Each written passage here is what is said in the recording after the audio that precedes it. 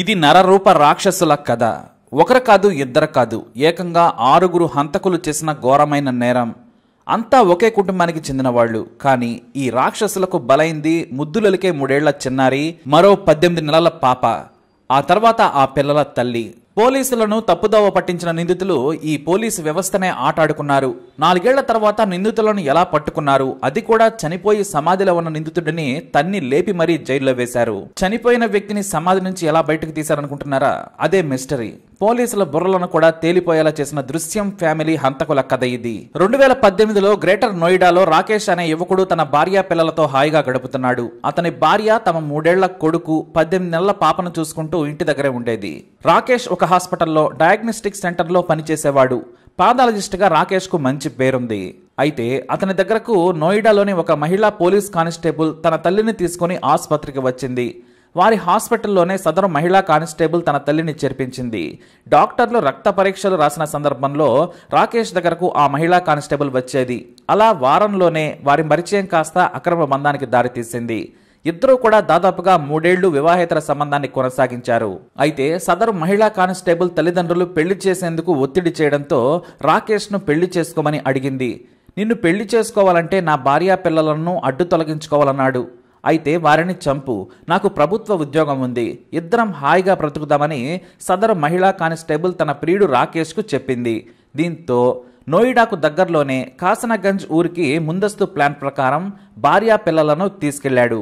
అక్కడే 10 రోజుల పాటు ఉన్న రాకేష్ ఒకరోజు అర్ధరాత్రి సమయంలో ఏమాత్రం కనికరం లేకుండా నిద్రిస్తున్న భార్య గొంతు కోసి దారుణంగా చంపేశాడు. ఆ తర్వాత ప్రియురాలి మోజులో బంగారంలా పెంచుకున్న 3 ఏళ్ల కొడుకును సైతం దయా దాక్షిణ్యం లేకుండా చంపేశాడు. అది కూడా ఎలానో తెలుసా? కరుణ అనేది లేకుండా కోడిని కోసినట్టు కోశాడు. తండ్రిని అని మరిచిపోయి రాక్షసుడిలా నిద్రిస్తున్న కొడుకును హత్య చేశాడు. ఇక తనకు బిడ్డ పుట్టిందని బంధువులందరికీ చెప్పుకున్న రాకేష్ పసిగుడ్డును దారుణంగా గొంతుకోసి హత్య చేశాడు. ఆ తర్వాత నింపాదిగా తన తల్లిదండ్రులకు హత్య గురించి చెప్పాడు. అంటే తల్లిదండ్రులు కూడా ఇక్కడ పాత్రదారులే. చిన్నపిల్లలను చంపినందుకు అతని తండ్రి కోపడ్డా కూడా తప్పు జరిగిపోయింది కాబట్టి ఏమీ చేయలేమని గొయ్యి తీశారు. కుటుంబం మొత్తం కలిసి ముగ్గురిని ఇంట్లోని ఒక గదిలో గొయ్యి తీసి పాతిపెట్టారు. ఆ తర్వాత సిమెంట్ వేసి ఫ్లోరింగ్ ను నీట్గా చేశారు. మరుసటి రోజు సాయంత్రం తన భార్య కనిపించడం లేదని కాసనగంజ్ పోలీస్ స్టేషన్లో ఫిర్యాదు చేశాడు రాకేష్. ఆమెకు అక్రమ సంబంధం ఉందని, తన ప్రియుడితో కలిసి పిల్లలను తీసుకుని వెళ్లి ఉంటుందని పోలీసులకు చెప్పాడు. దీంతో ఆమె కోసం పోలీసులు పైపైన ప్రయత్నించి వదిలేశారు. అయితే అనుమానాస్పదంగా తిరుగుతున్న రాకేష్ ను చూసి అతని భార్య తండ్రి పోలీసులకు ఫిర్యాదు చేశాడు. నా కూతురు ఆమె పిల్లలను ఏదో చేశాడు, కట్నం కోసం వేధించడమో లేదంటే వారిని మాయం చేయడమో చేసి ఉంటాడని పోలీసులకు ఫిర్యాదు చేశాడు. దీంతో రాకేష్ ను పిలిచి విచారించారు పోలీసులు.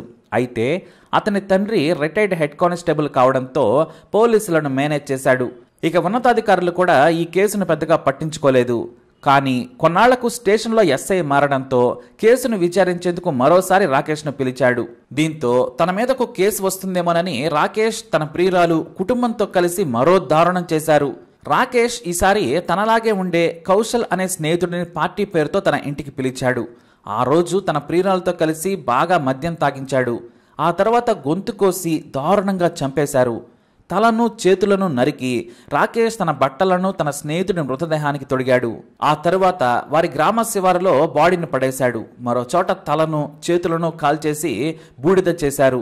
ఇక గ్రామ శివారులో మృతదేహానికి కొంత దూరంలో రాకేష్ తన డ్రైవింగ్ లైసెన్స్ ను, కర్చీఫ్ ను, ఇతర వస్తువులను వదిలేశాడు. బాడీ గురించి గ్రామస్తులు సమాచారం ఇవ్వడంతో ముందస్తు ప్లాన్ ప్రకారం తమ కొడుకే చనిపోయాడని రాకేష్ పేరెంట్స్ తో పాటు తమ్ముడు, చెల్లెలు అందరూ కూడా డ్రామాలాడారు. ఇక పోస్ట్ మార్టం చేసిన పోలీసులు మృతదేహం గుర్తింపు కోసం DNA పరీక్ష కోసం శాంపిల్స్ ను ల్యాబ్కు పంపించారు. మొత్తానికి రాకేష్ చనిపోయాడు అని కేసును క్లోజ్ చేశారు. ఇక అతని భార్య మిస్సింగ్ కేసును కూడా పట్టించుకోలేదు. మరోవైపు రాకేష్ మృతదేహం ఐడెంటిఫికేషన్ కోసం పంపిన DNA రిపోర్టు కూడా అతని తండ్రి ల్యాబ్ లో లంచాలిచ్చి నిలుపుదల చేయించాడు. దీంతో కేసు మరుగున పడిపోయింది. DNA రిపోర్టు రాకపోవడంతో పాటు పోలీసులు బదిలీ కావడంతో కేసు మరుగున పడిపోయింది. నో ట్రేసింగ్ కేసుగా రాసి వదిలేశారు. మరోవైపు హర్యానాలోని ఒక కంపెనీలో ఉద్యోగం చేస్తూ పేరు మార్చుకున్నాడు రాకేష్. తన పేరు దీపక్ శర్మగా చెప్పుకొని ఉద్యోగం సంపాదించాడు. తన ప్రియురాలైన మహిళా కానిస్టేబుల్తో కలిసి నివసిస్తూ ఉన్నాడు రాకేష్. అలా 3 ఏళ్లు కరిగిపోయాయి. అయితే కొత్తగా వచ్చిన ఎస్పీ పెండింగ్ కేసుల లిస్టును పంపించాలని అన్ని స్టేషన్ల అధికారులను ఆదేశించాడు. అసలు ఎందుకు పెండింగ్ లో ఉన్నాయో తేల్చాలని ఆదేశించడంతో పోలీసులు పరుగులు పెట్టారు. మిస్సింగ్ కేసును పరిశీలించిన జిల్లా ఎస్పీ రోహన్ ప్రమోద్ బోత్రే ఈ రాకేష్ ఫైల్ ను తెప్పించుకున్నాడు. అందులో లూప్ హోల్స్ ను గమనించారాయన. రాకేష్ ను ఎందుకు సరిగ్గా విచారించలేదని పోలీసులు ప్రశ్నించారు. చివరిగా వెంటనే DNA రిపోర్టును తెప్పించాలని కోరారు ఎస్పీ. రేపు ఉదయం నా టేబుల్ మీద రాకేష్ బాడీ గురించిన DNA రిపోర్టు కావాలని సీరియస్ గా వార్నింగ్ ఇచ్చాడు. అంతే, ల్యాబ్కు పరుగులు తీశారు ఉన్నతాధికారులు. ఆ రిపోర్టును తయారు చేసిన పోలీసులకు పంపలేదని తర్వాత తెలిసింది. 3 ఏళ్ల క్రితం నాటి కేసు కావడంతో టెక్నీషియన్స్ అంతా మారిపోయారు.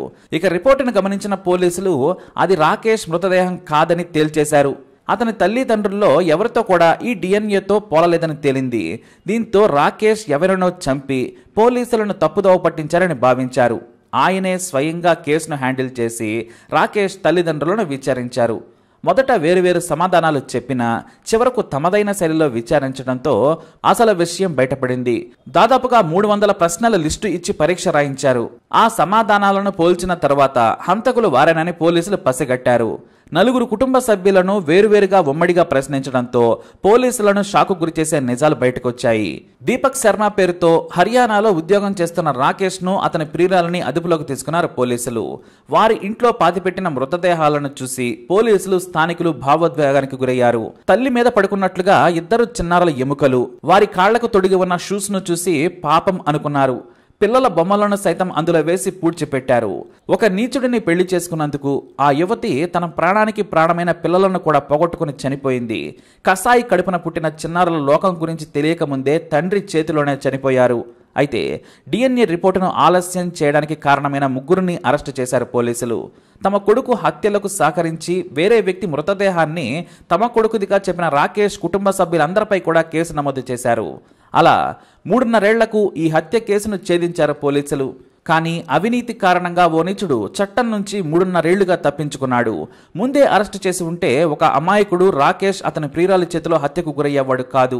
అయితే తాను సమాధిలో ఉన్నాను అని నమ్మించిన రాకేష్ కు ఇక నుంచి నీకు జైలే సమాధిగా మారుతుందని కోర్టు తీర్పునిచ్చింది.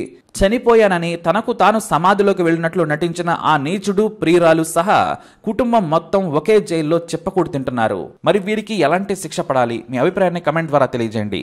అలాగే ఇలాంటి ఇన్ఫర్మేషన్స్ కోసం వీడియోని లైక్ చేయండి, షేర్ చేయండి, మా ఛానల్ని సబ్స్క్రైబ్ చేసుకోండి.